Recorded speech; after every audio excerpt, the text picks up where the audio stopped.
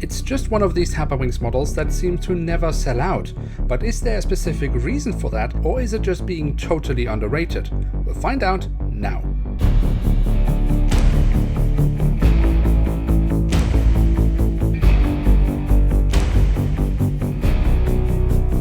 With that, hello and welcome to a new episode of Review, where we today will take a closer look at a Boeing 777-200ER of Vietnam Airlines. At the front of the box we have the cutout, so we can get a glimpse of the aircraft model inside, and on top of the box we have the Vietnam Airlines branding. On the back side of the box we then have a lovely image of the aircraft in real life, and we are provided with a web link where we are supposed to get more information from Herpa Wings about the aircraft. Unfortunately, this web link does not work anymore. And here she is, the Boeing 777-200ER in the current livery of Vietnam Airlines. Now, technically this aircraft type isn't in use anymore with the airline as far as I could make out, but I do believe that the aircraft type was only recently axed, and I guess that's something to do with the current situation in the industry. But would the aircraft model still be worth getting? Well, we will take a look and find out. And we start off with the tail section, where we have the Vietnam Airlines branding on the vertical stabilizer. On top of that we have the flag of Vietnam.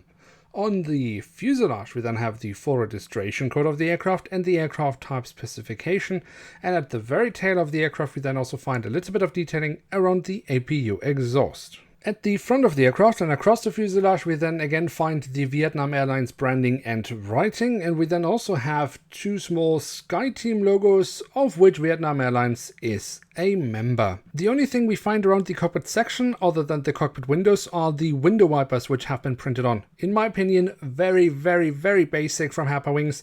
It's not as bad looking when the aircraft is as colorful in delivery. If it's white, it's much more noticeable, but I still think it is too basic, too little effort here from Herpa. The engine nacelles have been given the same bluish color of the fuselage, and they also have the lovely silver leading edge. Overall, I think they look rather decent, although they are not entirely shaped correct.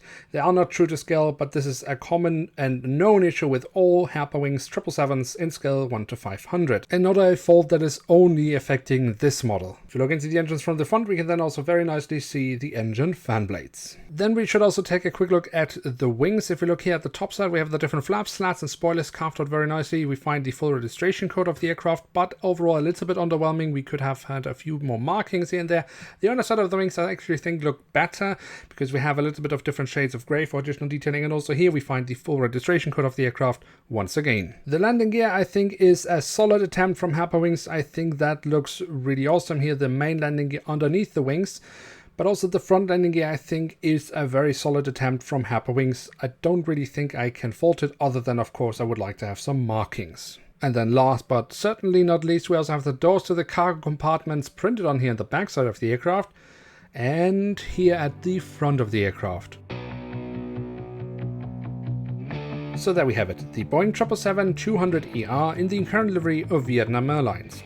So is there a reason why this model seems to never sell out? Well, I guess the most prominent reason is that even though it is a decent model from Herpa Wings, it's certainly not a spectacular model when it comes to the amount of details. I mean, the print of the model is great. I mean, the details that Herpa have added, they have done so very eloquently. And personally, I think the livery is spectacular, but they should just have added so many more details to really set this model apart. When it comes to the physical details, also here I think Herpa has done a solid job.